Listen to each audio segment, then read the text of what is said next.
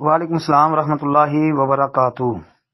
محترم بھائی نے یہ ایک حدیث بھیجی ہے جی کہ اپنے ذاتی کام خود کیا کرتے تھے۔ نبی علیہ السلام اپنا جوتا مرمت کرتے تھے، اپنا کپڑا خود سی لیتے تھے، اچھا جی، اور اپنے گھر میں تمہاری طرح ہی کام کرتے تھے۔ اور انہوں نے فرمایا آپ بھی ایک انسان تھے، آپ اپنے کپڑے میں جوئیں دیکھ لیا کرتے تھے، اپنی بکری کا دودھ خود دھوتے تھے اور اپنے ذاتی کام خود کرتے تھے جی۔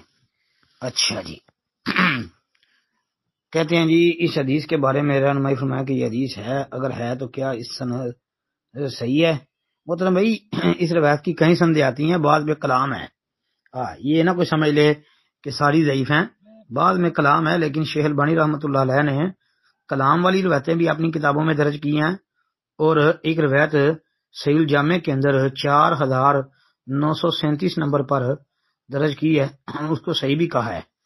اور اسی طرح جو ہے یہ روایت جو ہے مشکات کے اندر اسی نمبر پر موجود ہے، امی عائشہ صدیقہ رضی اللہ عنہا یہ بیان کرتی ہیں، اور یہ روایت حسن ہے انشاءاللہ جی۔ امام بخاری کی الادب المفرد دیکھ لیں، 541 نمبر سند اس کی حسن ہے۔ اسی طرح مسند احمد وغیرہ کے اندر بھی آتی ہے جی۔